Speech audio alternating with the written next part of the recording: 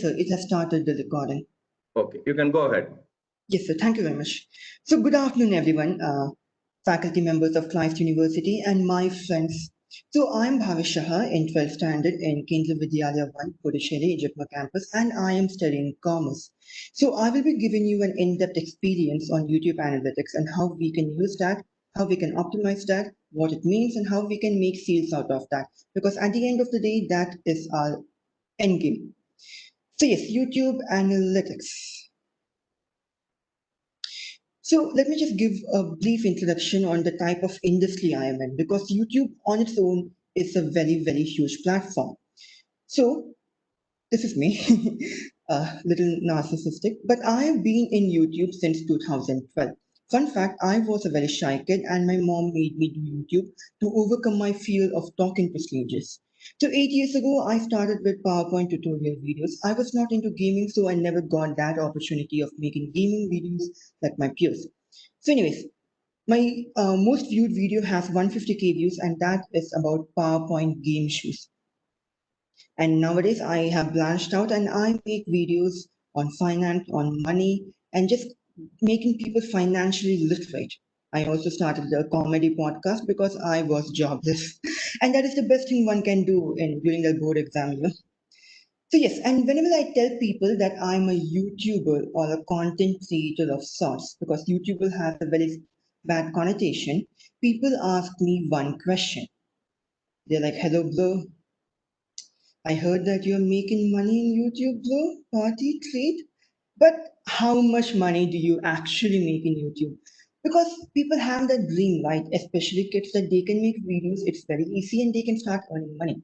So let me just clear that concept first on how much we can make in YouTube, how much I made, and then we can transition into YouTube analytics.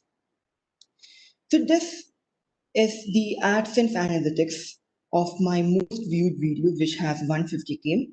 And this, I have earned $200 US dollars from July 2017 to July 2020. It has got 1 lakh views in that time period.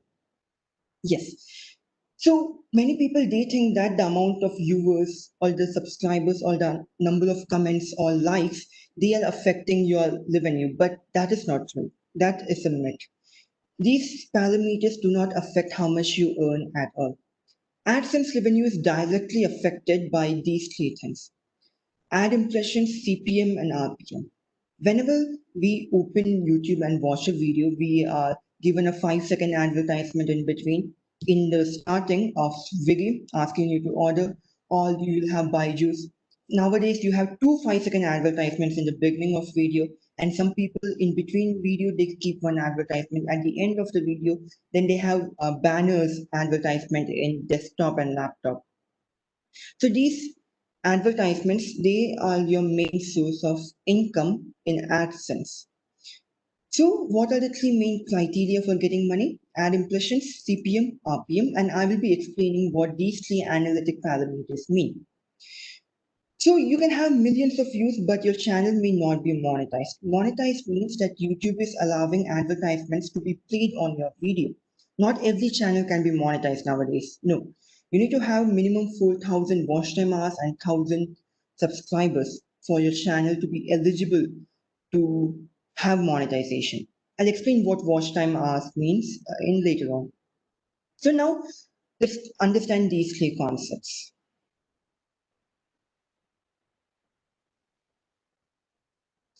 So if we just go with the raw data of my video, it got 1 lakh views, but not all the views were monetized. Only 50,000 views were monetized. Now, what could be the reason for this? Sometimes people have ad block in their laptop, so they will not see the advertisements. Some people use YouTube Advanced, which is an application for Android which disables all advertisements. So I will not get any advertisements. Sometimes people have YouTube Premium, so no advertisements will be played. Or sometimes YouTube just might not play an advertisement because they do not want to bother the consumer, which is the viewer, by putting a lot of advertisements in that video. So yes, only half of my views were monetized, and in that I got 62,000 ad impressions. That means 62,000 times my advertisements were shown in the video to the viewers. And sometimes views can be higher than ad impressions, like I mentioned before, or number two, views can be less than the ad impressions because you can have multiple advertisements in the same video. If your video is about 10 minutes, you can have multiple advertisements in between. And because of that, you are going to double your revenue which you get. So now let's understand the parameters of CPM and RPM. So this is directly taken from the Google feed, and this is what they have stated. CPM is cost per 1,000 ad impressions before YouTube revenue share. So it is how much the advertisers pay Google, in this sense YouTube, to run their advertisements. And it is an advertiser focused metric. It includes only revenue from ads and YouTube Premium, includes only views from the videos that were monetized, and the earning is before the revenue share because not all money is given to us. YouTube also takes a very, very generous, almost 45% share of the creator's earning. So CPM is how much advertisement pays, an advertiser pays for 1,000 advertisement impressions. RPM is how much creators receive for 1,000 advertisement impressions. So, for example, Swiggy, they might pay $5, almost $5 to YouTube, and in that I will get $1.89. That is my share. That is how much I am going to get for 1,000 views in total. 1,000 views, monetized or not monetized. So yes, RPM includes total number of views from your videos, including the one that is not monetized. If they are monetized, we say that comes under monetized RPM, and that is very similar to CPM also. So CPM and RPM, I'll just summarize it. CPM, how much advertisers pay for 1,000 impressions. RPM, how much creators receive for 1,000 ad impressions. Okay, perfect. So now let us understand CPM and RPM in more detail, and let us see what comes in my channel. So AdSense revenue is directly affected by CPM, amount which advertisements pay for 1,000 impressions. And here you can see my CPM in this table here. India's CPM is only 0.98, US CPM is 15.13. That means you have different advertisers in different nations. Like United States might have McDonald's and India will have Swiggy.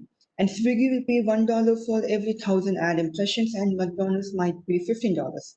And that is because of the disposable income which is available in the first world countries. A first world country person is going to spend more or is going to have a higher conversion rate when they are going to purchase a product from an advertisement which they see. But an Indian person, when they see an advertisement, the likelihood of them clicking on the advertisement and purchasing that item is extremely low. That is why India has a very low CPM. The companies do not want to pay a heavy amount of money for people to target the people, to advertise it to their people. So also CPM is not just dependent on location. Like if I make a channel which is only for Indians, which has only Indian related content, which only Indians are going to watch, and they are my main targeted audience, I will get a very low CPM, and the money which I get from YouTube will not reach the maximum potential. However, if I make videos which are talking about the US culture, the US pop, I'm going to get much more higher CPM. And that is why you can also see YouTubers flexing their mansions and big cars because they are getting higher CPM. But at the same time, we must consider the cost of living in that nation also. India has an extremely lower cost of living, and US has a higher cost of living. So that is how CPM is also based, how much disposable income one is having. So that is how location is a factor in the CPM. Next factor is niche or keywords. If I make a gaming video or a comedy video or an entertaining video, in the sense that we are speaking about some pop culture or some musician or a dancer, my CPM is generally going to be lower because advertisers do not target this keyword.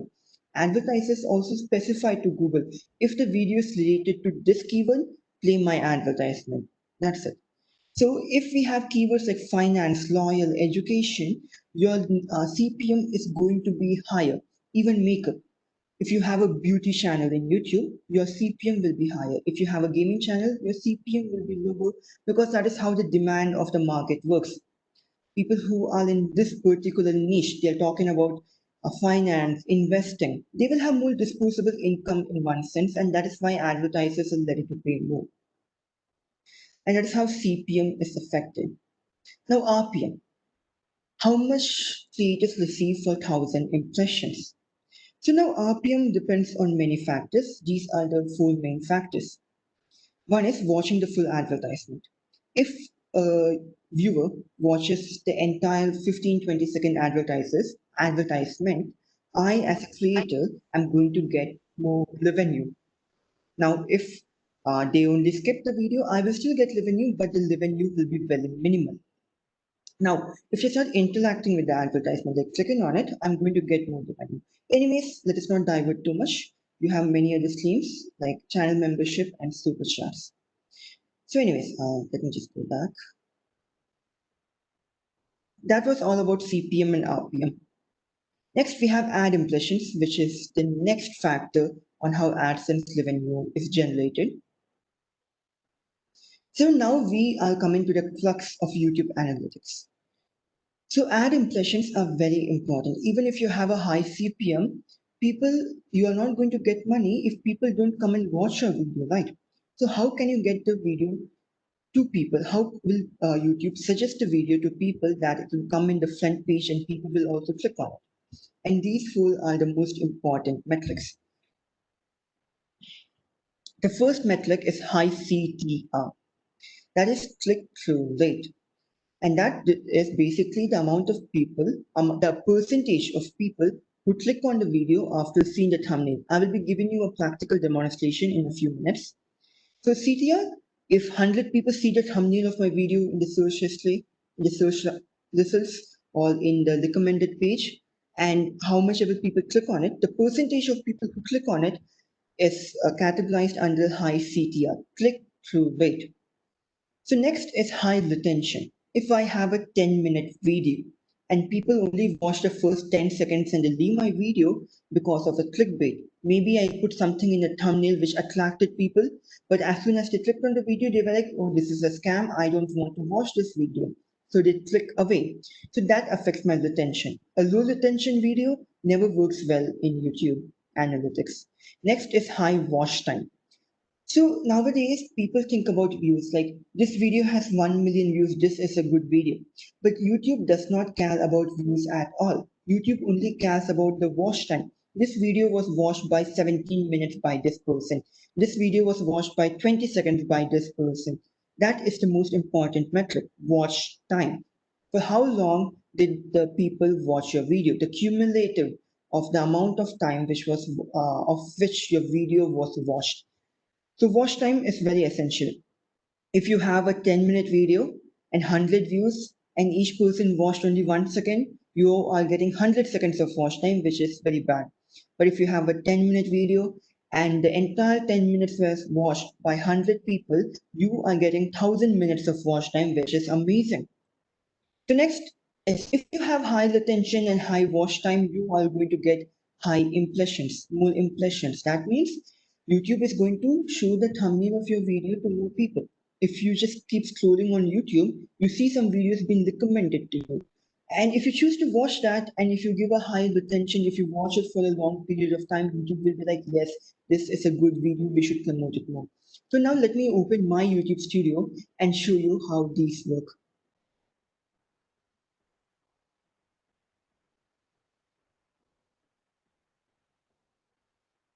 Yes, so I hope you are able to see my YouTube analytics screen. Here is my overview. This basically gives me an understanding of how my YouTube channel is performing in the last 28 days. So I have not updated for a long time. If I choose last 365 days, you can see here that it shows how many videos were uploaded in this week. I started after my exams were over in March and I gave almost 11 videos. So 3 videos here, 5 videos too. So yeah, lot of videos here. And my YouTube channel got boosted because of these videos which I posted. And also my videos are evergreen in nature. That means people are going to search for the video even after 1 year. Whereas if you see other channels video like this, it's my second channel where I upload comedy and stuff. So if I take any video for example, like I take a video, this is a comedy video which I made explaining lockdown to past self. Now if I go to analytics, you will see that it got high views in day one and then it just slowed down. It's not going up that quickly. This video at least is going up to one extent. Let me take a verse video. Yes. First day, it got 128 views and then it's just flat. That means people are not searching for the video. They just saw it in notifications. They saw it once. They're happy. They did not watch it for a long time.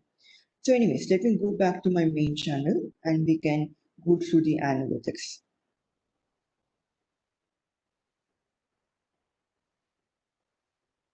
Yes. So let me change it to last 90 days. So in this quarter, I have got almost 85,000 views, 3.9K watch time, 800 subscribers, and $237. So let us break it down and see each and every category. So in the right hand side, you have real time, which shows how much views your video is performing. This video was uploaded almost 2 years ago, but it is still getting the highest amount of views. So you can see, okay, this video performs well. I should make videos related to this. And if I make videos to this topic, more people will watch the video, that similar video, because it can be like a sequel, part two of the video. So this basically tells you what type of content people are coming to your channel to watch. And that is very essential. So next, we can go to reach. This basically tells you how YouTube is promoting your video, because organic growth in YouTube is pretty much dead, but you can still get some kind of organic growth in YouTube. Organic growth is basically that you are not spending money, but viewers, they are searching in YouTube, they're finding your content, YouTube is recommending your videos and content to those people. So that comes under reach. Like I said, impressions. I have got almost 909K impressions. So now if I just go to YouTube, and this is my front page. Now, all these videos got one impression. This person got one impression, this person got one impression. And in the analytics, it shows that each person got one impression. For example, let us take this person and if I just see the thumbnail, he got one impression because it came in my homepage. Now, if I choose to click on the video, he is going to increase his CTR. Let me explain now. Go back to this is impressions. So, views per impression. This measures how often users watch a video after seeing an impression. So, if many people watch your, see your thumbnail, and very few people click on the thumbnail, that means it's understood that your thumbnail is not good. You're not enticing the people to watch your video. And if people don't even watch the video after seeing the thumbnail, YouTube understands it's a bad video. So you have to see if this metric is high or not. Generally, 5% is average, 10% is good, and anything about 10% is amazing, especially for a channel which is of higher scale. If your impressions are low, your CTR is definitely going to be higher. If your impressions are higher, because obviously percentages lie. A 5% of 909K is 85K, but a 10% of 10 impressions is K. Presentation of statistics, percentages are very deceiving. So yes, impression click-through rate. I currently have a 5%, which basically states that 909K people saw my thumbnail, but only 5 people on the video. So it is pretty consistent. If I choose last 365 days, also it shows it's pretty consistent. So if possible, I need to increase the style of my thumbnails, maybe change the titles of my video, make it more relevant for the people who are watching. And I shall come to this point later on, how to make titles relevant and how it affects your CTR percentage. So yes, let me go back to 90 days. So this many people, they saw the thumbnail, 5% clicked on the thumbnail and 85K views I got. I received 85K views. Now, in that 85Ks, only 43Ks were unique viewers. That means one person may watch two videos or three videos. So, unique viewers watch are basically the amount of people who watch the video, but they are watching multiple videos of your channel. Maybe they watched one video, they liked it, they saw my channel, they're like, okay, I'll watch this one more video. And because of that, my views also increase, but the unique viewers remain. Yes. So now traffic source time. This is my favorite actually. This basically tells how people found my channel, how people found my videos. So 35% of them found in YouTube search. So if I go to YouTube and I search for my video, like how to make quiz game in PowerPoint, the first video here, that is mine. So people search these topics and then they click on my video. And because of that, we say that YouTube search was the traffic source. 35% of my views come from YouTube search. The next 23% comes from external sites. So basically, let us check what is an external Google search. Obviously, so if I go to Google search and I type here PowerPoint scoreboard download and they see my video, these two are my video. And if they click on the video and then this is an advertisement. Here nowadays we have one of two. More advertisements, more money. So, anyways, if they see the click on the video, YouTube understands it's from Google search. And like that, we can see if my video coming high in higher results of Google search, is my video SEO optimized, search engine optimized. Next, we have different websites which might link your video. Like if you have a big website where you have 100K people watching, come in and viewing the website, and you put your video link there, people are going to click on it and people will come to your YouTube channel. Like this KV number to jaipurwordpress.com, they are actually linking one of my educational videos. And because of that, I'm getting a good chunk of views. Next is WhatsApp. Self-explanatory, you share a video to your friend in WhatsApp, they click on the video, YouTube understands that I got views from WhatsApp. Next is one more website. This is my website. And next is YouTube. This could be from you have, what is that called? Embedding. Like if you have embedding or it was played in an external location, those type of things come under YouTube. Like in my website, if I embed it, if I played a video, it can come under YouTube.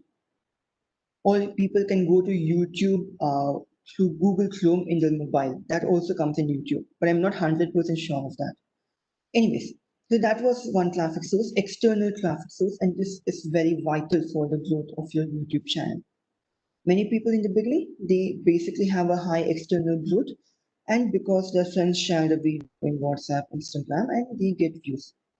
Next is suggested videos, and this is organic in nature, similar to YouTube search. Suggested videos are basically a video which comes up next. They're like, you finish watching this video. Do you want to watch this auto train in 10 seconds? Or if you go through feed, you will see this video is suggested for you. And those type of things also come. And I'll explain how your videos can get into suggested and what metric is used for that. So yes, suggested videos 19.3% and it shows what videos are suggesting my videos. If I click on see more, so this video, this is my video. If you watch this, my videos come in suggestions of my own video. So let me see if I can get one third party video. Yes, this is a third party video. That means I did not make the video. This video was uploaded by some channel called the Tech Train. But whenever people click on the Tech Train, the next video here might be my video. Like here up next, this is by Satan Lucifer. Nice. And if I click on the video here, his analytics will show that due to suggested videos, he's getting a view due to suggested videos. And if they click on this, it can come on the suggestion for me because this is a video which I have made. So yes, these are suggested videos. You can go through the impressions, like in the suggestions, how many times the video gets shown. Like in this live talk video which I showed, My video was shown next to it 3,000 times. And in that, 11% decided to click on the video. And I got this many views and this many people actually watched the video, like for how long they watched the video. I'll come to these two metrics in a minute. So yes, suggested videos. What else do we have? Direct or unknown. Basically, some people are directly copy pasting the link from email or through chats and other YouTube features. Anyways, those are miscellaneous and not that necessary. And basically, when YouTube cannot identify due to cookies, when cookies are blocked, and YouTube just puts them in others. So yes, YouTube search, it also shows you what terms people are searching in YouTube for your video to come. And if you click on search more, you can see how well that term is performing. Yes. And now this is the most important part for growth of YouTube. This metric is very essential. If you choose to work as a brand manager doing YouTube, this metric should be in your brain. So impressions and how they lead to watch time. You already know what impressions are. You already know what watch time is. So watch time is basically for how long a video is being watched by the audience. I watch it for 10 seconds. One more person comes and watches the video for 21 seconds. So the watch time will be 31 seconds. Now, in the impressions, I got these many impressions. And in the impressions, how many were from YouTube and how many were from people searching for my content? If I go and search how to make this game by Bhavesh Shaha, it will come that viewers are seeking the content. And 67% of that are doing this. But sometimes when people might be saying something else, they'll be like, how to make a PowerPoint to impress your boss. Next to that, it will show how to make a quiz game in PowerPoint by Bhavesh Shah. That is YouTube recommending my content. And that is very essential. You should have YouTube recommend your content as much as possible also. So at the end, you get a lot of impressions. And in that impressions, 5% click on the video. And in that 5%, I get 45.1K views. And in that, 2.45 is the average duration. And what does this mean? So if I have a 10-minute video and someone watches it for 5 minutes, okay, wait, let me open Notepad. So I have a 10-minute video. Person one watches for 5 minutes, then he leaves the video, and then he leaves the video. And then the second person, he watches for 10 minutes. Third person, he watches for 1 minute. So at the end, you just have to see the average, which is 16 by 3, around something around 5 minutes. So this is the average view duration. This is how much people are watching the video for. So if I have a 10-minute video, not the entire 10 minutes is being watched by people. It depends on how much they are interested in the video, how much you are engaging them in the video. If the video gets boring after the first 2 minutes, people are going to leave. So you need to grab the attention in the beginning and then make them stay and make them watch as much as possible. So that is very essential. If you have a higher average view duration, your watch time is going to be higher. So basically, you just multiply average view duration with the views and you will get the watch time in hours. So my videos have been watched by for 2.1K hours, so 2,100 hours, and that is a good metric. However, the view duration could be increased, and I should take care of because if I have 10-minute videos and only 2.45 minutes is that is very bad in my end. That means I cannot viewers interested. People are leaving the video in minutes, so the revenue will also go down.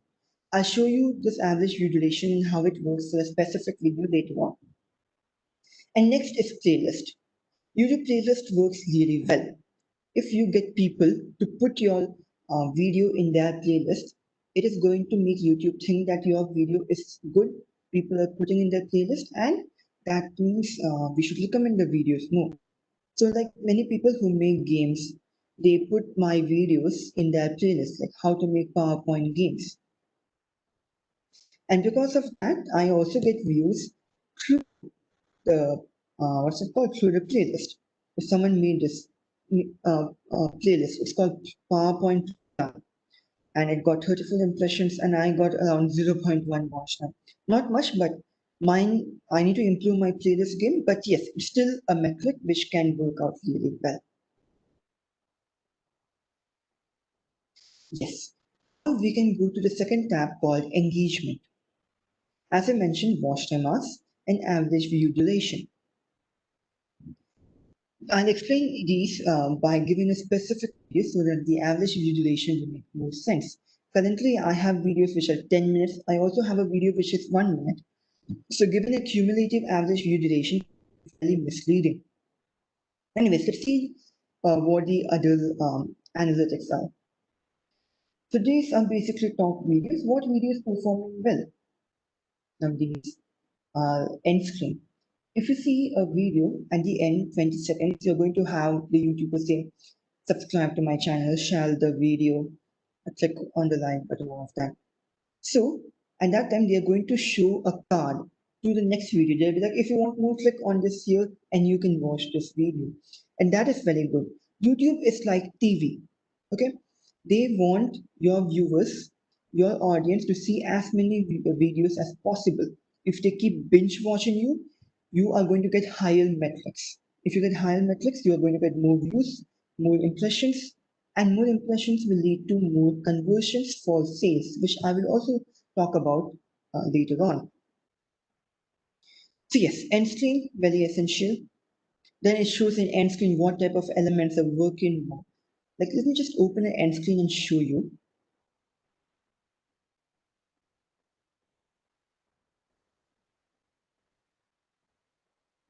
Just a second, let me just skip the advertisement. Yes, so in the end, here it shows this is one video, this is for subscribing, this is one more playlist. So if people click on it and they keep watching, your metric is going to increase from here. It basically shows which end screen is working. You can see, okay, this end screen is working, many people are clicking on it. You're like, okay, why is this video having a lower end screen? You can then debug the issue, see why people are not clicking on the end screen. Is the end screen not inviting? Is it not giving any incentive for the people to click? You can go through that and you can figure out, you can debug, and this will be your best friend. Next, top playlist, from where you're getting the most watch time in playlist. And then end screen elements, like I mentioned, I have a video or a playlist. By giving videos, we can also choose best for viewer. So YouTube's algorithm identifies what video should be recommended from your channel to the audience, and if it's working well. If it's not working well, you can yourself decide what video is suitable to be shown in the end screen. So that is what this analytics card talks about. Next is cards. So in cards are basically, if you have checked some YouTubers, you will have here cards.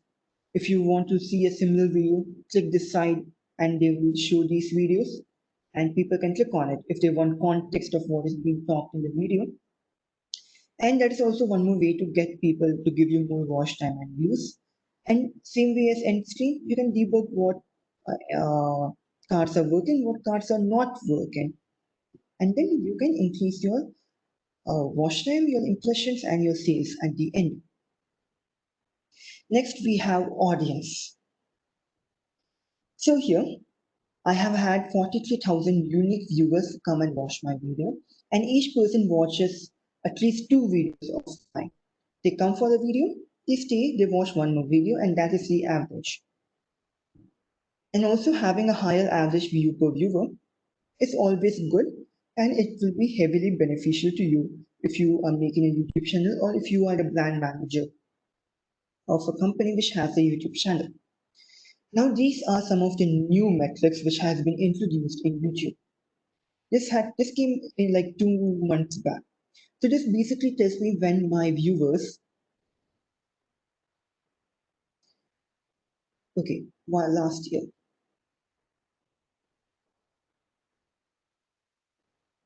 But these are actually latest metrics. I'm not sure if it is possible to show last year.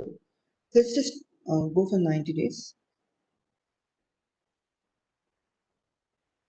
Anyways, it's still working. These things come for last 365 days.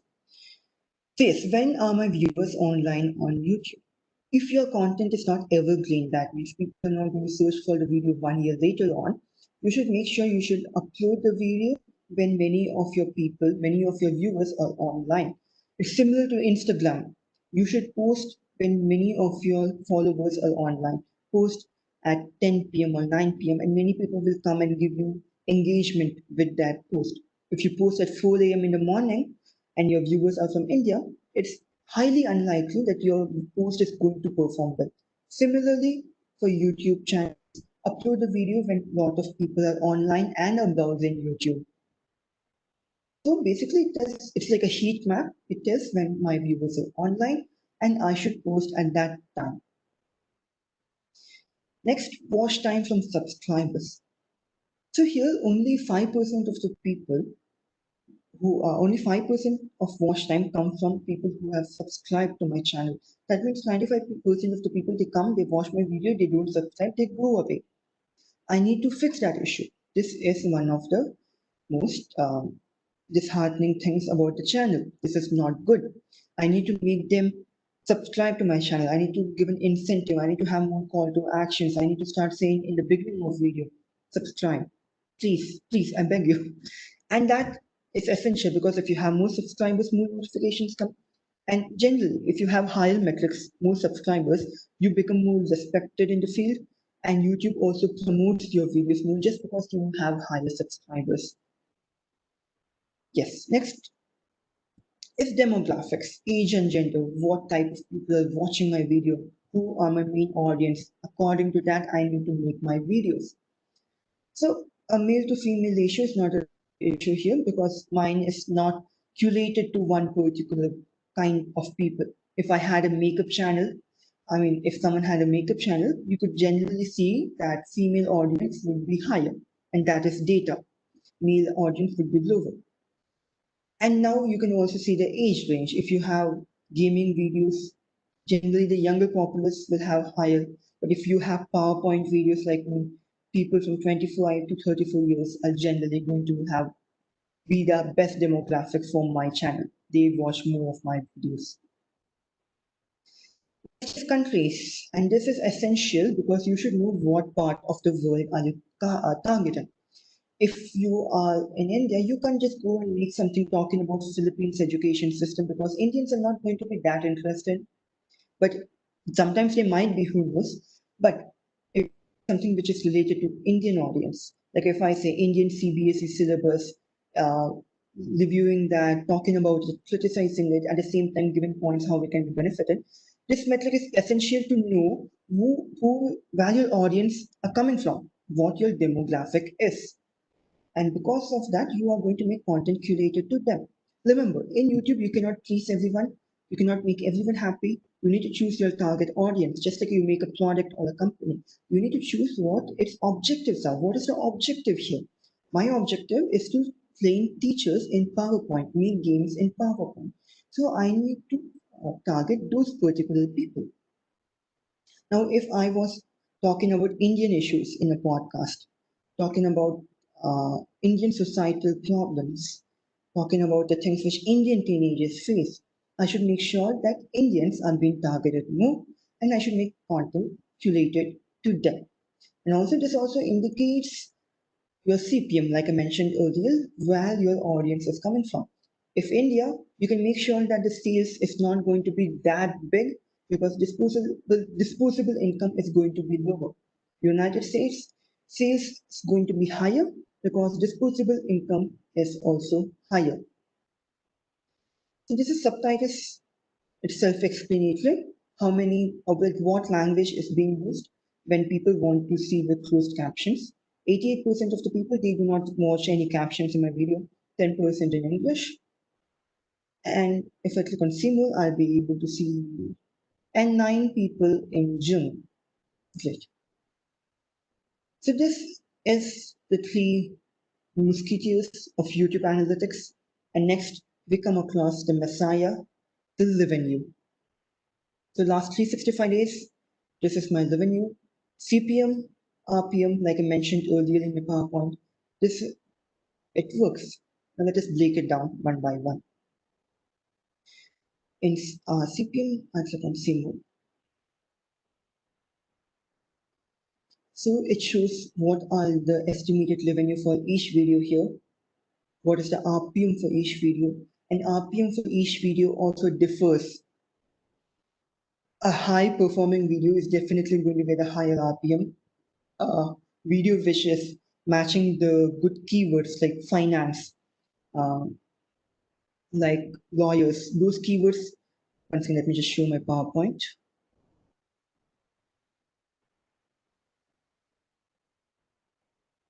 Yes,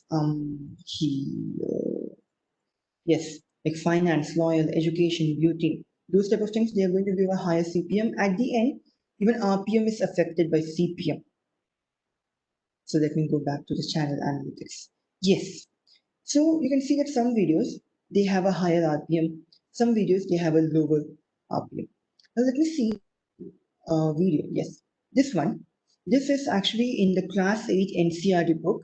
This is a chapter in the English book of NCRT. And this is targeted only to Indian kids. This and advertisers know Indian kids, they are not going to buy anything. It's almost useless advertising to them. So the CRPM for the very 15,000 monetized playbacks per claim, only 25 cents was my RPM. So the amount which I got was only $6.4, whereas other things, while only 1,000 monetized playbacks were there, it got me $10. Even I said the fee of almost 15 times. So yes, RPM is essential, and the type of people whom you're targeting the video, the type of keyword which is affects RPM heavily. Like if you see this, the RPM is 6.28, surprisingly. Now let me just click on RPM. Um,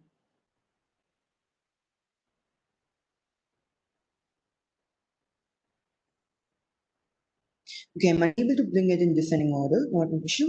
We shall just go to one specific video and we shall analyze each of them now.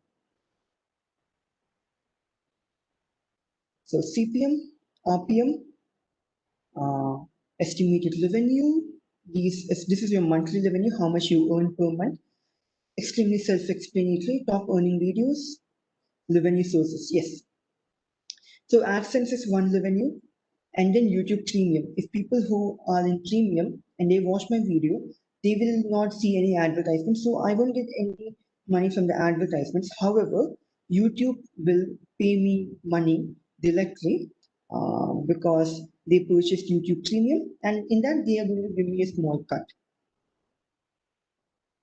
And now this is important, advertisement types. There are different types of advertisements, and different types of advertisements have different CPM. So let us go through this. One is skippable video ads, auction.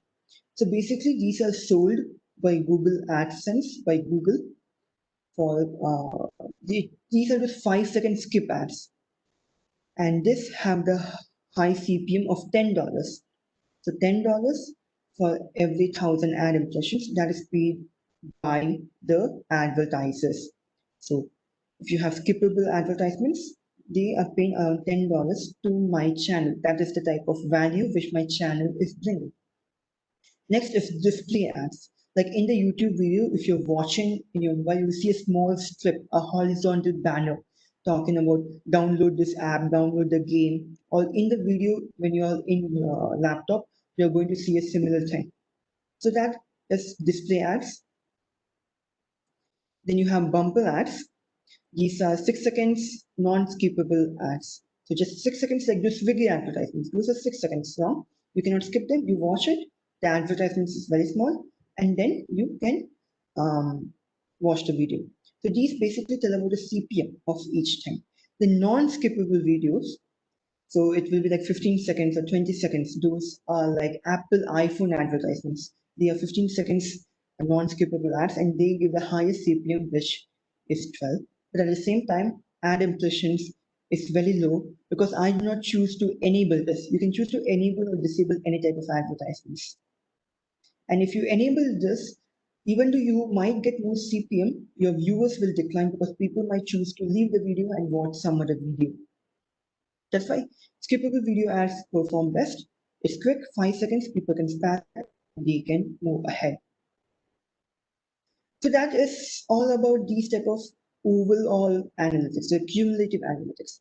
Now let us see the analytics of one particular video. This won't take much time.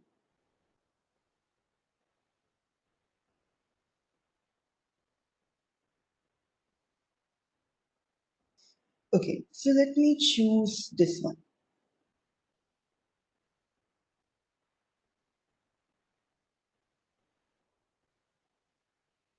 And I'll do it for the last 365 days. So as you can see, it's evergreen content. People are always searching for it. It shows that 262 views I received in last 48 hours. Because of suggested videos, 40% of views came from suggested, 30% from YouTube search. And uh, I've already explained what these metrics mean. Yes, now audience retention. My video is 12 minutes long, but the average person, excuse me, and the average person, they watch only for 4 minutes. Let me click on scene.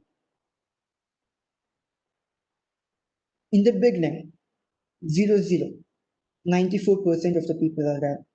That means 5% of the people, they clicked on the video accidentally and they left the video before even a single second started. Nice. Then in the next 10 seconds, okay, next 15 seconds, only 66% of the people who clicked on the video are remaining. 33% already left the video. Then by the next 1 minute, it's 63%. That means here the retention is very high. In the beginning, your retention is going to fall because people click accidentally or people, they just skip the video. And the main goal is you should keep a straight line throughout the video. If it slants more, that means the video is not good. If it's a straight line, that means the retention is higher. If your retention is higher, that means your average view duration is higher. That means your watch time is higher. That means if your watch time is higher, let me go to the funnel. Yes, if your watch time is higher, you are going to get more impressions. And if you get more impressions and your click-through rate is higher, you're again going to get more impressions. So this is the cycle which I mentioned.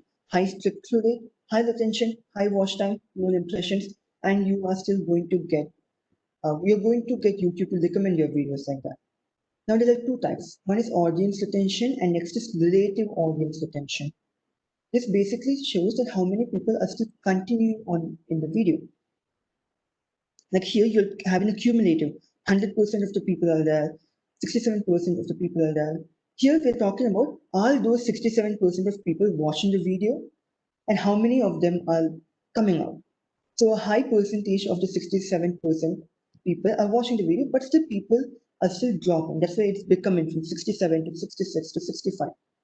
So in relative audience, at least you must aim to have a above average line. At the end, they're like, okay, I understood how the video works. I don't want to watch any more of the video. And they start leaving. So that is how this retention metric works. Wait, there's one chart right here. Yes, like I mentioned here, a straight line flatness shows that the viewers are watching from start to finish. Nice work.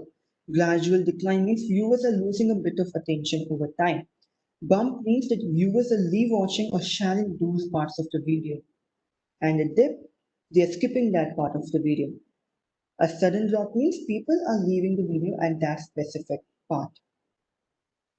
Okay, so this now basically now these are different analytics click-through rates.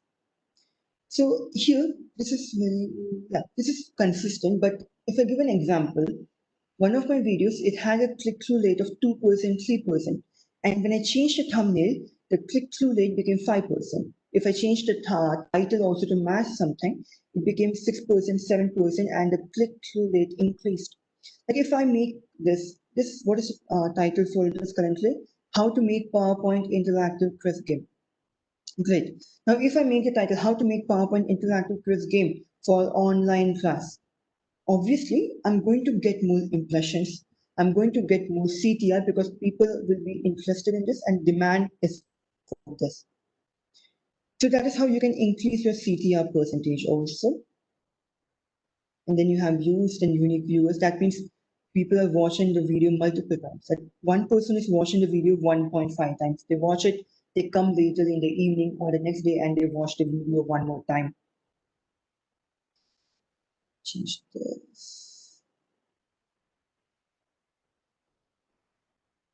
Yes.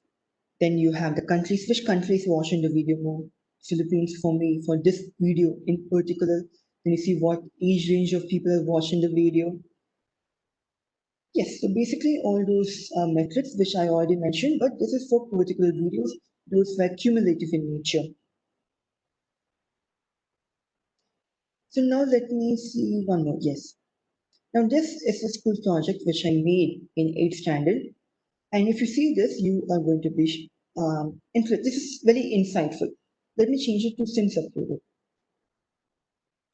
Now you can see these bumps here, right? So this is the first chapter of the English textbook in CBSE. So in the month of April, teachers will teach this. So in the month of April, this video will get views.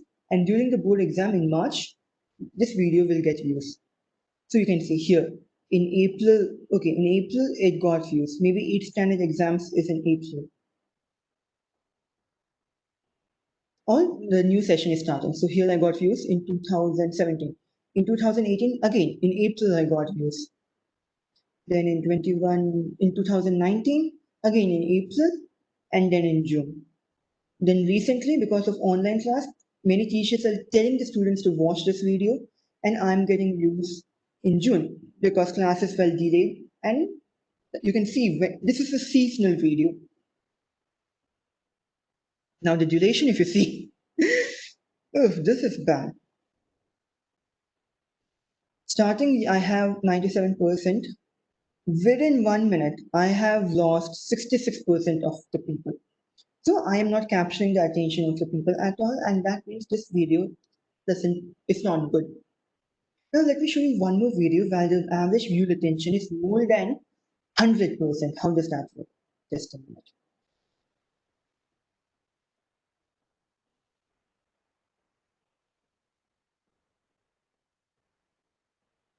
Yes. Now if you see this audience retention, this was based on an experiment which I did. In the beginning, I have 113 audience retention. That means people watching this much, they watched it this much, then they're going back, they're watching it one more time. And because of that, YouTube thinks my video is very good because people are watching that part again. And that part will be shown in Google search ranking also. Like, I don't know if it comes, let's hope it comes. How to make a countdown timer in PPTVBA. Okay, not bad. This is from my website. PPTVB is my website, and that is coming. That is good. And here my video also comes. Even though I uploaded just 1 month back, my video is still coming here because it's recommending it. These videos, they have like tens of thousands of views. It has 1 lakh views. My video, it has only 1,000 views. But it's still coming because YouTube thinks that people are watching the video more because the watch time and the retention are higher. So that is one way how these metrics are very, very, very, very important. You can see the relative audience retention also. Great. So now we all have a basic idea of YouTube analytics, and now we can come to the fun part, making money. Yep, I finished this slide. Yes, so we can go to this, the Paul Brothers model. So how I used YouTube to generate revenue by following this model. First, let us understand how this model works. So bloggers are very, very big in YouTube. You have David Dobrik, 15 million views per video. Logan Paul, 5 million. Jake Paul, 5 million. I am not a big fan of these people. This is just for educational purposes to understand what their business model is because these people are filthy rich and how they used YouTube to earn money. This and this. So first it's David Dobrik. So half of his videos, more than half of the videos are demonetized. That means even though his channel is allowed to have advertisements, YouTube says your channel is violating its conditions. It is not advertiser friendly. It has inappropriate scenes of violence. And YouTube says we will not allow advertisements to be in your channel because it is not advertiser friendly. And if advertisements are in the video, uh, there was actually a very big lawsuit for the entire thing when you had inappropriate videos in YouTube having advertisements, and there was a big backlash, and there was a boycott YouTube, boycott the people who are advertising YouTube. So because of that, now YouTube is taking stance and they're making sure that uh, videos which are monetized should be advertiser friendly. So he recently said in an interview that 2, 3 years back, I mean almost 1 year back, he used to get $275,000, $275,000 a month, not a year, a month in YouTube revenue before all these advertiser friendly rules came. But nowadays he earns only $2,000, a very big decline. So how did he still survive? How did he still make millions of money? So he makes almost 200 million views a month, and this is extremely big. So let us understand how he did it. Number one, sponsorship and brand deals in multiple social media. So if he is a big YouTuber, he can still use his income. I mean, he can still use his presence, his social media presence, and go to different platforms like TikTok and Instagram, and there he can also promote different brands. Like he was paid almost $80,000 for a 15-second video which he uploaded on TikTok, which was a brand shout out. And that's it. He has a big audience, brands are ready to pay money to him. So let me just tell you how this worked by one case study. So David Dobrik is heavily sponsored by SeedGeek. And these creators, they have a very unique personal connection with their audience. It's not like a TV channel. It's not like they have some TV cartoon show for 10 minutes, one advertisement, and then it continues. No. David Dobrik, he has inculcated this brand into his video. He said, it feels like two people collaborating. It's kind of like SeedGeek is the sugar daddy for my videos. SeatGeek has become an honorary member of his force. When people hear SeatGeek has sponsored this video, they know that something epic is going to happen. Because what does he do with the sponsored money? He makes the brand appear in good light. He paid off the college tuition loans of his friend in America by mentioning that SeatGeek sponsored the video. Imagine the amount of goodwill this is going to bring. They're like, SeatGeek, it's a modern company. They're paying off college tuition loans of young kids. This is something which people admire, which people respect, and the brand is put in a good light. And he has also sponsored his friends with brand Teslas and Lamborghinis by being sponsored by Seatbacks 15 times. He has a very big contract. He's like, and this partnership works really good for him. And he also converted this into a meme. David recited the sponsorship text, like this video is sponsored by CB, use this coupon code, all of that, while getting his wisdom teeth removed. And that became a meme, and people started reciting that and reposting that as a meme. Imagine you are paying you're paying zero amount to a person who has to an audience. They made it into a meme. And that is one of the best type of advertisements you can get. And that meme was a good meme, good line. So this is one way how sponsorships has taken like this is one way how sponsorships have been used by David Dobrik to get revenue. Next, merchandise. This is my favorite concept, and this is something which I'm using, but not in the exact way.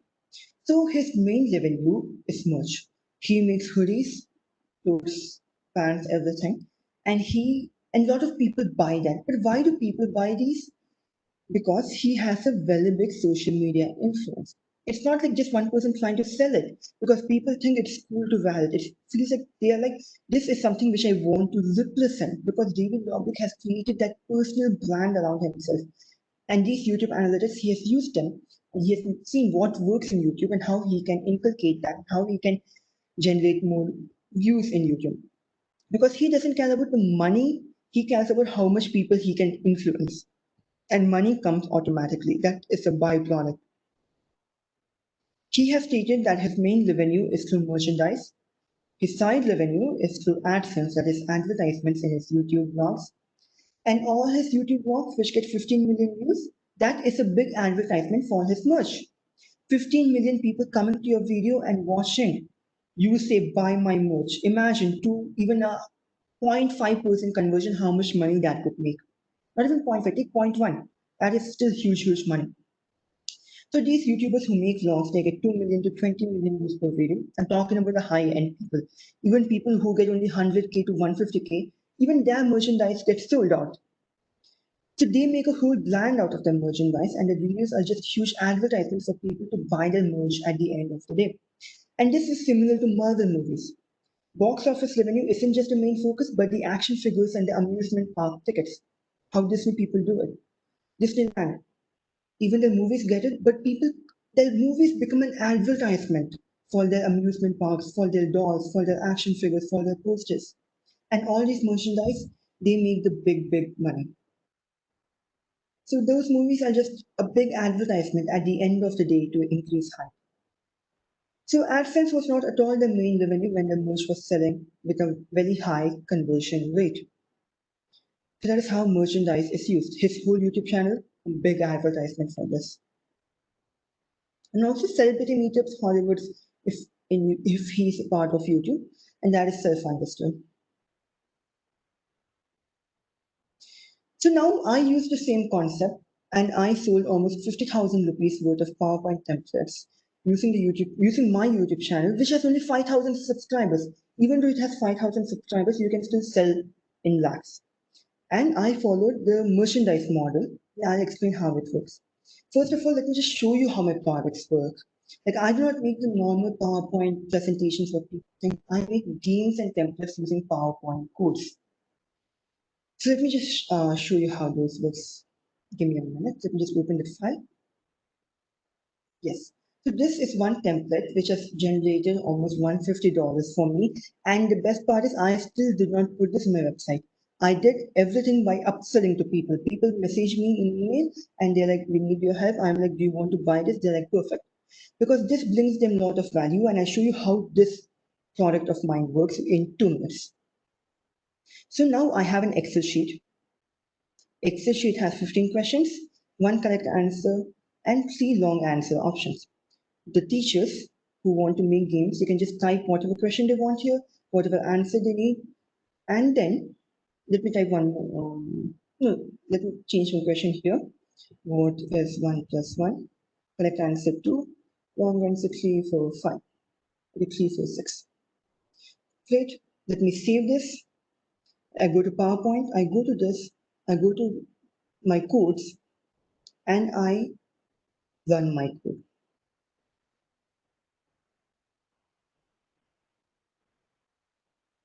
Okay, I just need to change this. Only 5 random questions are being generated. I just change it to 15.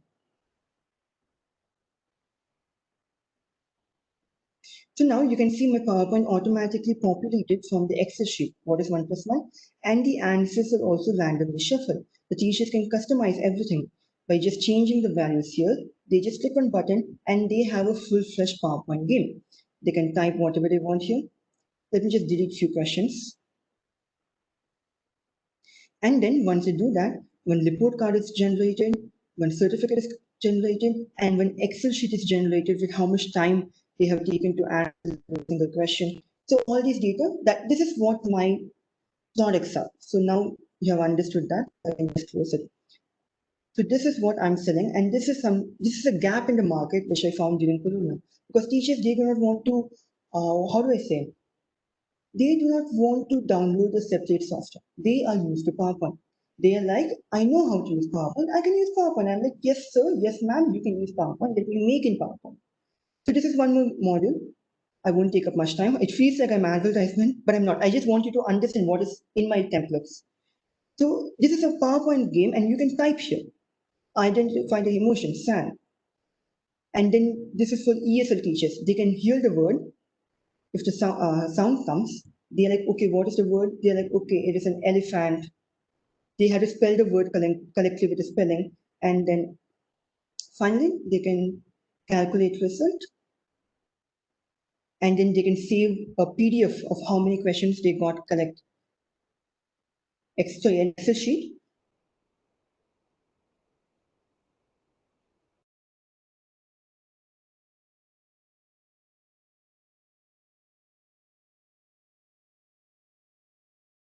Was the Excel sheet which was generated. This is the answer which I put. Sad, the correct answer is happy. This is how much time it took. Okay, there's an error here. Anyways, this took 7 seconds. This took 5 seconds to answer. It shows name, total questions, how many correct, how many wrong, how many passed, all of that. So this is basically what my templates are. I won't go more into it. This is one more, but I do not want to take up much more time. So what I did, this is my business model. Please don't copy. Okay. So let us see my highest viewed video. Okay, this is getting more views currently. In the last 48 hours, this has 288 views. And when people see this video, and how do people see? Okay, let me go as a customer. I am a viewer. I want to know how to make PowerPoint quiz game. Okay, I see this. Maybe I get interested because it says points and scores on it. I watch the video. I am like, okay, this is interesting. Then I just go down. I see here, became fun. I'm like, okay, let me download that. I click on that. And the thing is, how did my video come in the front page of Google? Because I used my analytics, I debugged it, I made sure that my videos will come in first. This is my video. This is also my video. And I just need to make sure that my SEO is good and that I can keep my videos in number one. And people will watch that. And then they click on this and they get redirected to my website and they can download my template for free. And once they get redirected, they can also see different things. They're like, oh, I can print a certificate. I did not know that. I can save it in Excel sheet. I did not know that. And this is something which is missing. And this was a gap in the market. So now they go to my website. They're like, okay, games, PowerPoint games, what is this? And then they click on maybe who wants to be a millionaire. So this is one like Kaun Banega Crorepati, but the US version. And they see it. They're like, okay, this is a great idea. Teachers love this template. They're like, I want to have some games in my classroom. My kids want to, the kids have to be engaged. So I do that.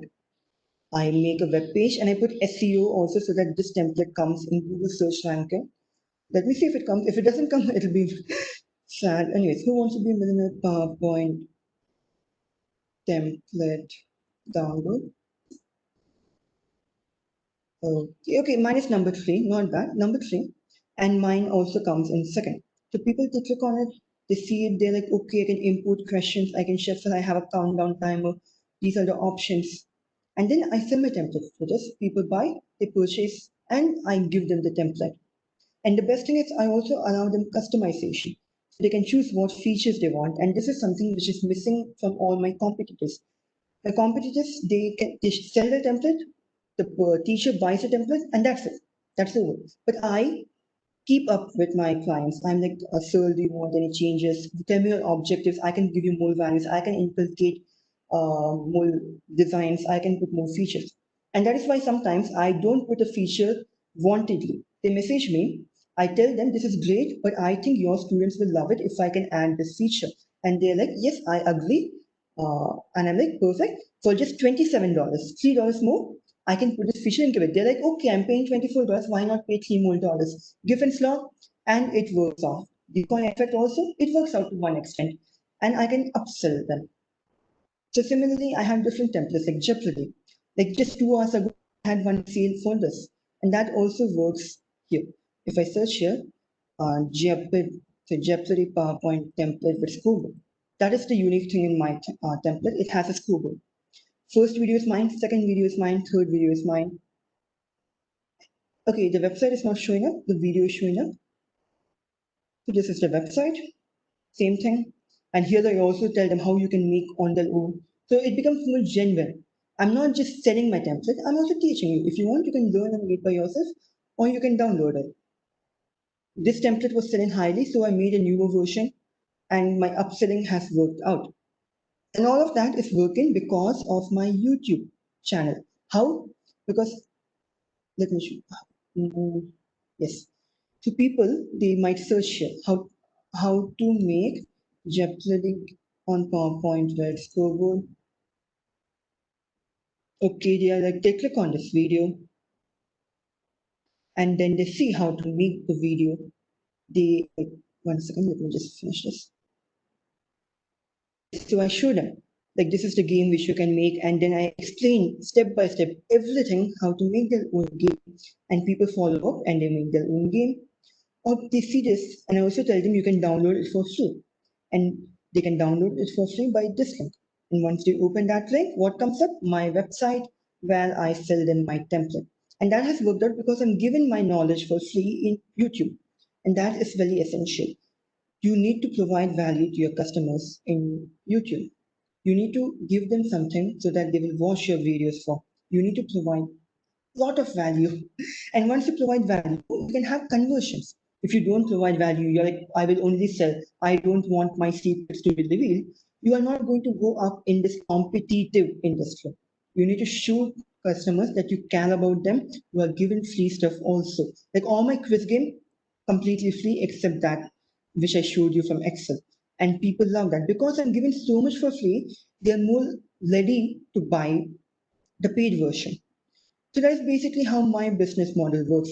Make tutorial videos, get them to high ranking, high views, and if more people watch it, more people click on the website and more people choose to purchase it.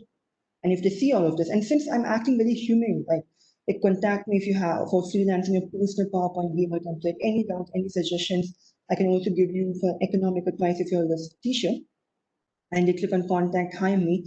And with that, I'm able to make custom games for them and I can get more money if I make custom. I recently had a client from a UK game show for which I got 30,000 rupees because of my website. I asked him, sir, how did you find my website?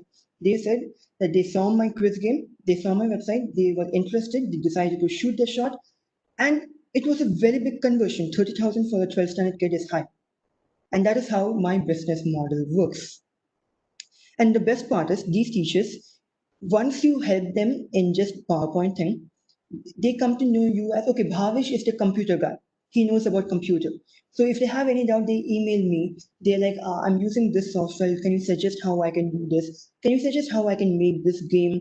And slowly, they become my continuous customer because this is something which for which they will keep coming back. And also when someone from an education industry, they purchase my template, I ask them, can you please give a certificate of recognition, which will help me in my college admissions if I choose to go to IPM and IIM. So yes, this is a three-in-one, killing three birds with one stone, and this is how my business model works by YouTube. Summarizing, give free content in YouTube, make sure it is of good value, give free PowerPoint templates, and then you are going to be exposed. Your channel is going to be known by people, and conversions will happen. It will happen definitely if you are providing products which have value. Like recently, because of the pandemic, I put download PPT game for Zoom online class, and it got so much more views than any of my other videos, and it worked out. I got around 10 to 15 sales. Even though I have only 5,000 subscribers, 10 to 15 says the template is $10, so almost 100 USD to INR with just 5,000 subscribers. Identify the gap in the market, make YouTube videos which is going to work out, see the analytics, see how you can do, see the keywords which are being used by the people. Like if you see mine, let's go back to analytics. Like, let me choose one video here. Just go to video analytics. Let me go to analytics, reach. And it shows what are people searching: PowerPoint games, PPT games, Zoom games. So if I make more videos on these keywords, I can get more sales. I can also show them how to make for teachers. Like I can make quick, simple tutorials for teachers. I'm not going to show all the features of my premium game, but just simple things like just little interactivity in PowerPoint, and they watch it, they do it, and then they also get an idea. And then when they watch my product video, they're like, okay, I did this much, he can do this much. They're understanding, they are in the same page as me. They know how important it is, how difficult it could be to make the same feature, and they are more, how do I say, they are more friendly and they are more ready to buy the template. So I bring them to the same page by giving them experience in the same industry. So people can't come and say, hey, what Bhavesh, you just made this in 10, 15 minutes. Why are you selling for such a high price? I'm telling make at the end only I'm advertising my stuff. So they also understand how much difficulty, how much work goes into it. So this is one way you can have good connections with your clients also.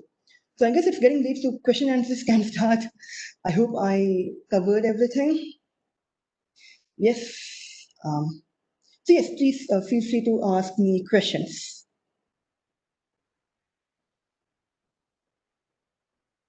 Bhavesh, Yes, sir. extremely good presentation, and that too non-stop. You started with 10, and now it is 3:30, almost 1.5 hour session without any breaks. Just your flow is really good, Thank you, and sir. we enjoyed a lot. And before that, now this forum is open for question answer session. So you can ask questions to Bhavesh. If you are having Yes, any specific questions, you can ask to Bhavesh.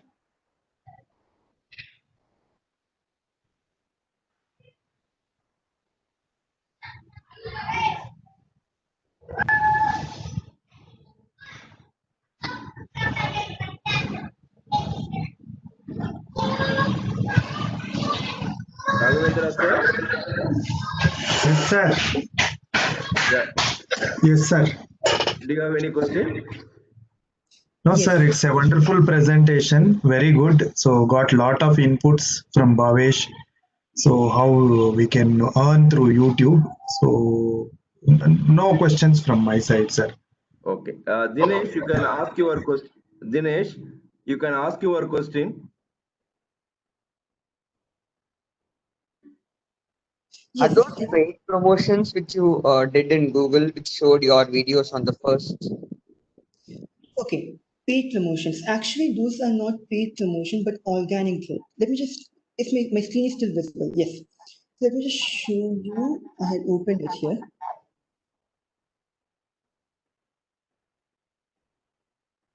1 second. Let me just find where it is. Okay, nevertheless, I'll just open it in a new file.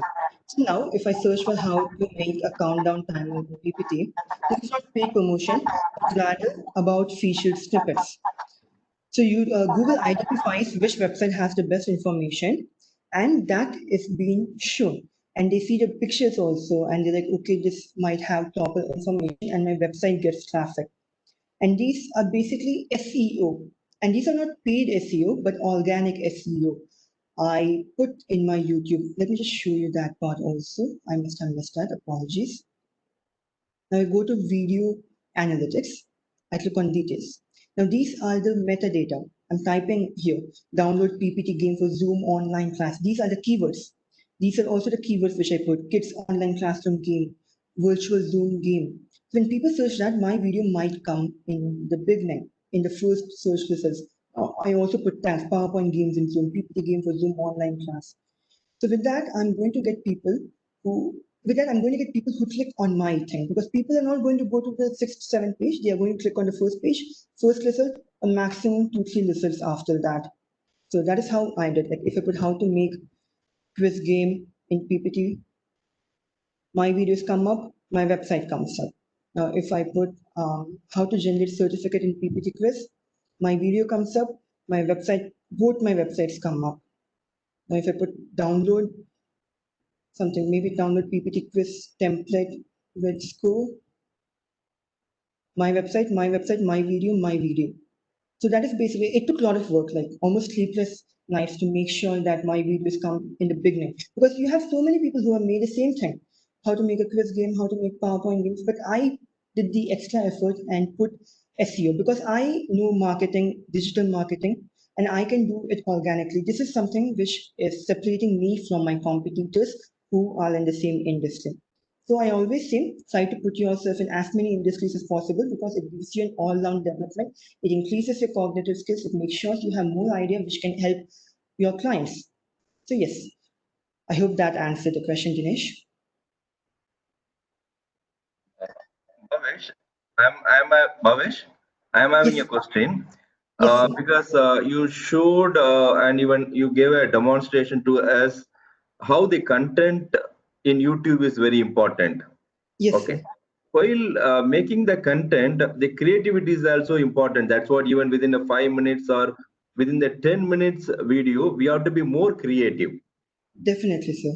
So now imagine if I want to make a creative content, is there is any tool is available, or is there is any specific instruction is available to make a 10 minutes YouTube video? Yes, sir. So I can give my formula. What I do is for my educational videos, first 30 seconds. So 00002. This is basically telling what is the end product, what we are doing in the video, what is the objective of the video.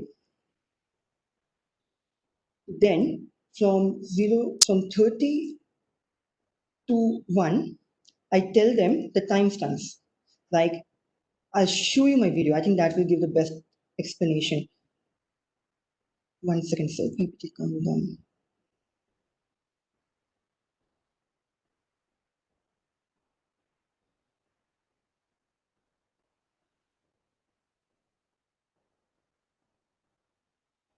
So now I'm giving them a demonstration that this is a PowerPoint thing and it is going, the countdown is working. So then I tell them how quickly we can make it. This was actually part of my experiment where I explain it very quickly, like nothing. I'm not asking them to like, subscribe, nothing.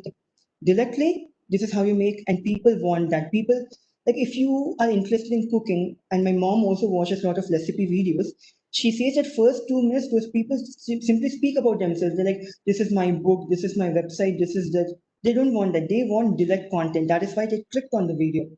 So I give them direct content, just 37 seconds in, but I have explained how to make it, what the codes are. Then at the end, I show them how it works within 1 minute.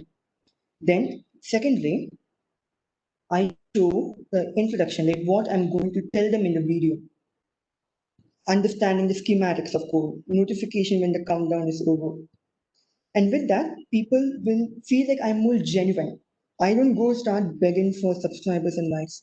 So basically, I just need to keep them interested in my video. But this is educational content. If I had to make some entertainment content, which is for in this channel, basically Bhavesh, I start with something sensational. Like, let's take this as a case study. I wrote here, don't choose science stream for money. Commerce is the new science. So this is something which will annoy science students in one way and also make people interested in like, what is this new fresh idea? I need to know this. And they might click on that. And in the beginning, we just say something fresh, something unique, which people are not aware of. Like here, what my friend says is, many of my friends in science stream, they become doctors only to earn money and not actually to work as a doctor. And people are like, yes, this is a strong point, and they may choose to watch the video. So I give them a preview of the next 17 minutes, what is to come. I'll take this video as a case study, and this is one of my best videos. You can see how I captured the attention in the beginning. Title, how we made lakhs online before college. And then I have a good cinematic shot because I am also in cinematography and photography, and I edited my video like this. This is unique. Many people don't have editing style, and people get invested in this. At least, if not for the content, at least for the visuals, the aesthetic, appealing visuals. And then I talk about it, and then I put chapters also, like here. I tell them what we are going to talk about: developing assets as a team, how websites generate money, AdSense, Amazon, then a beginner's guide, everything. And with this, people are going to watch it more. And even in beginning, I'm going to tell them what topic we are going to speak about. Let me just see if I get anything. Yes. So in between, people are almost going to leave the video. I'm going to tell them how to get jobs and paying clients coming up soon. They're like, okay, it is going to come up, and slowly, I'm going to stretch the 17 minutes out, and people are going to watch the entire thing. So creativity. So I can summarize this by saying, tell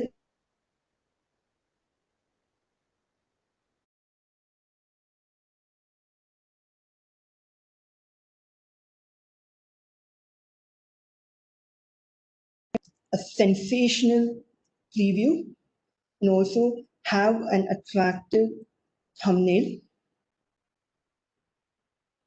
And now, sensational title. Basically, you're searching for TRP. You just need to see how well you are going to get people to click on your thumbnail. So you got impressions. How are you going to increase the CTR? You can also do experiments. Like for the month of April, keep one thumbnail. For the month of July, keep one more thumbnail, keep one more title. See which title and thumbnail works more. You can experiment like that and find the thumbnail and title which is going to work out in your industry. So these are the summary points, like I said. You should just be genuine in YouTube. Nowadays, genuine, direct, power-packed content for education. Like if I'm going to search economics class 12, if I am studying before exam, I do not want someone who's just going to for the first 2 minutes, like subscribe this, that.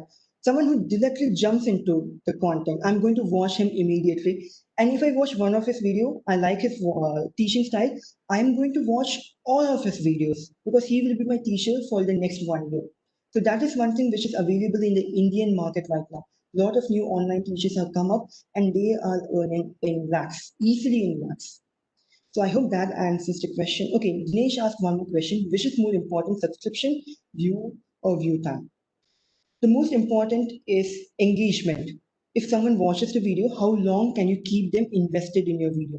If your retention is high, if your engagement is high, your view time will automatically go up. If your view time goes up, YouTube will promote the video automatically to people. If YouTube promotes, your views will definitely go up. And if views go up, you're going to get more conversion for subscription. So everything starts with engagement. How well can you keep the people engaged in the video? How long can you keep the people coming back to your channel? For how long can you keep people watching multiple videos of your own? I have one more slide here. I thought if time was there, I could tell them about that. Just a minute, let me just search for that. Yes, engagement is the key. Longer videos tend to work better. Videos with higher engagement metrics, watch time, retention, like, dislike ratio, comment, share, are pushed more by YouTube. The search CTR determines the position for that particular search term, and the fourth point is not actually accurate, so we can ignore that. The first 3 points only. And then there are two ways to bring engagement. One is to make small digestible clips, 2 to 3 minutes, and people will start binge watching it. One actual case study which I did was on this person, and he made quick videos. Let me just go through his channel.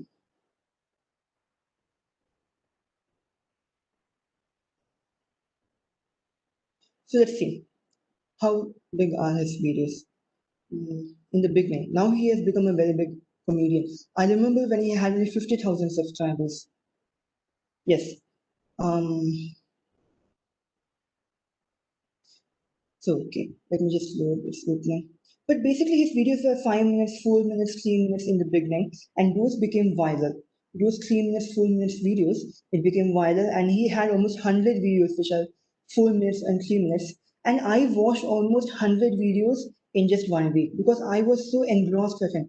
If he had a 1 hour video, I would not have watched. Honestly, I would not have. But he kept 2 to 3 small digestible clips of comedy, and that was funny. I watched it, and slowly I watched his entire channel, and that is how he got more watch time also. If he kept one long 10-minute video, the reluctancy of people would be there. They might not have dedicated or invested that much time in watching that. That is why people watch movies and not 200 episode TV shows. The small digestible clips, engagement goes higher. Yes. So, any more questions? I hope that answers your question, sir. Okay. Yes. And another question, Yes, for sir. example, usually we faculty members, we heard about financial modeling or linking Microsoft Excel with VBA. Yes, sir.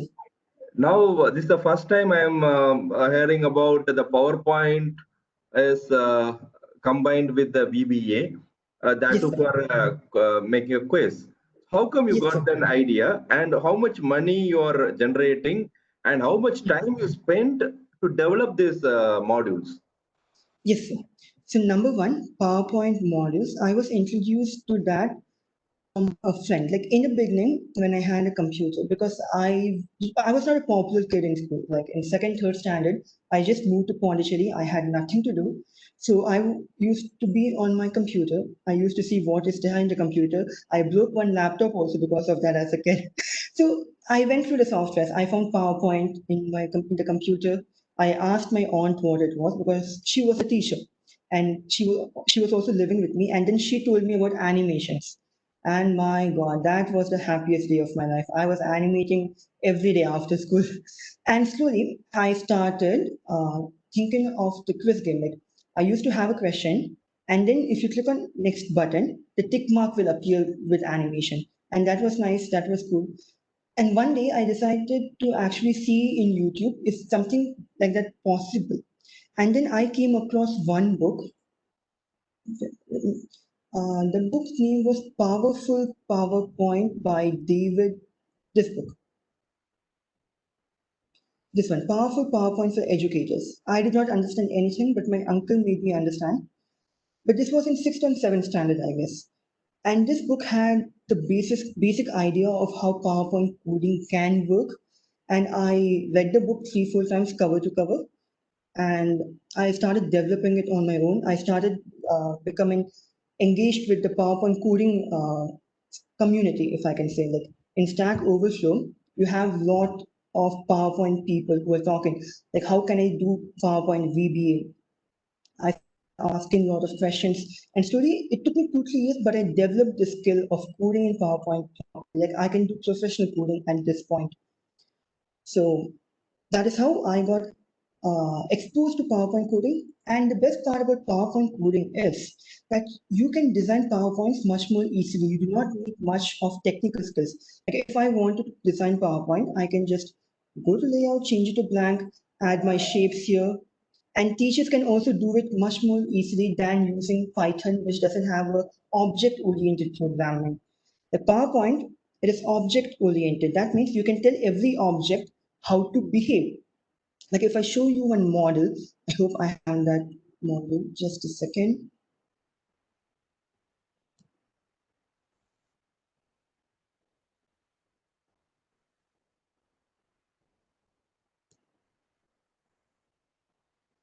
Wait, just 1 second, just 1 second. It is here somewhere. Okay, now, okay, I'm not able to find it. Anyways, so let me just show you one more thing here. So I started using PowerPoint and I can tell every object what to do. Like in this case, this is my code here. And I can tell, in this case, s.textstring.textrange equal to stop. Basic coding, s.textstring. So what is S? S is the name of the shape. If I go to selection pane and see S, well, is S. Okay, anyways, I'm unable to find that. So basically it tells every shape what it should do. And with that, it is going to work out. Okay, I mentioned it here. SS shape, cr.shapes equals stop start. So I'm telling S is equal to the shape called stop start. The name of the shape is stop start. Perfect. And in the stop start, the text should be stop or the text should be start. So this is one thing which puts VBA apart from the other coding languages. You are directly telling what should happen to what shape. And this is something which is much more easier for people to code. And this is something which is taught in the Indian education system for computer science in class 6 and 7. But I am doubtful that many teachers actually went through with VB coding, which is very sad. Yes, sir. What was the third question? So, what is your business model and Yes, who are all your clients yes. and how much money you are making based upon this idea? Okay. My business model, like I mentioned, I sell PowerPoint games and templates. This is 50%. And I make custom games for teachers based on their requirements, or for HR managers who want to have some kind of team meeting or team builder type of things. So that is my business model. They give me money, I pay them, and they can use the template for a lifetime. They can easily customize it also because I am making it in PowerPoint. Like if I take one more game, Uh, please. Bhavesh, gamification for HR people. Exactly, sir. Gamification for HR, that's the keyword. Okay, so they will give the game, what kind of a game, and they will give the content. Yes, Only sir. you are doing a Sometimes, yes, program, sir. only you will do program, or they both content and programming. So it depends on the clients. Like I have done both. Like if they want to do only that, I will do only that. Depends on how much they choose to hire me for and what their scope and budget is. Like this is one which I made for a university in Massachusetts, but they were for primary students. Like I showed this game. Okay. 1 second. So here they are putting time 10 seconds. The teacher can just change the time. They don't have to touch the coding at all. Like I am putting 10 seconds. And then this is a multiplication game. It has only one slide, but these numbers can be randomly generated using VBA. Four random options can be generated where one is correct. So let me play and hopefully it works. So name Bhavesh, start. 3 into 7, 21. 4 into 8, let me put long, 90. 12 into 7, 84. 44, 45, 12, 48. Okay. And at the end, it shows correct 6, long 1. Okay. Then I can save this in desktop also. So in desktop,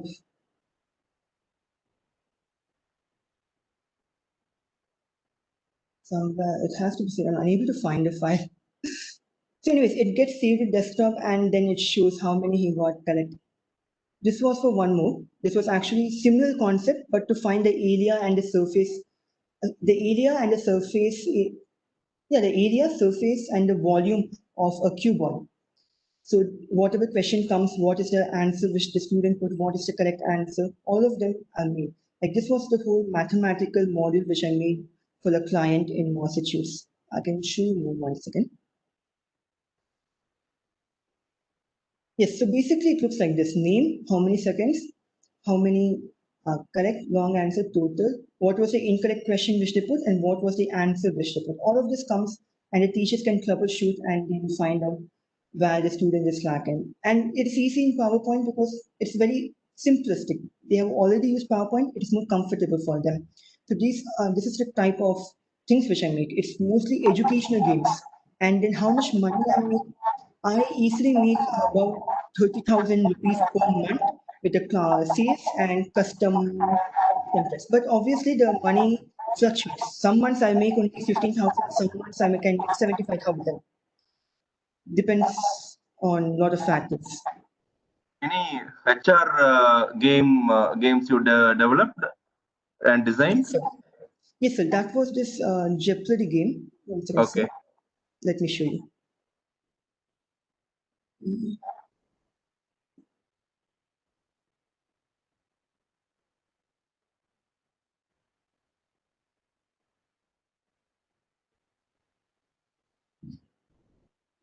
This is actually based from one famous game show in America called the Jeopardy. So basically, it's not This HR. IBM, Yes, sir. IBM's Jeopardy. That one or different? American, sir. It's an American game show Okay. Okay. called Jeopardy. Like it's not a unique game. Like they tell me that they want to make a game show which represents that, like Kaun Banega Kalpati or Jeopardy, and then I give them this template and then they can type the question and the answer. They can change the name of the team and the players. They can, and then at the end, everything gets updated by just changing this slide. So it is very convenient for them. All the other competitors, they do not have this function, and this puts me about them. So if I change the question one, maybe I keep this category one as Christ University, and question as management. And then if I play the game,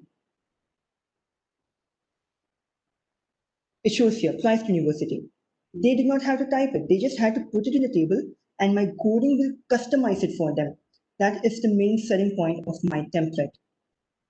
So now if I go to question number one, I had changed that to management. So HR managers also save time like this. They can just delegate this work. They will give this table. They will tell the subordinate, please put in the details, and then they can play the game for team building exercises or whatsoever. So $100 management, whoever gets the answer correct, they get 100 points, 400 points, 300 points, and they can show the answer. They can go to home. They can also have a wager, like this person is having 100 points. He can wager for 50 points.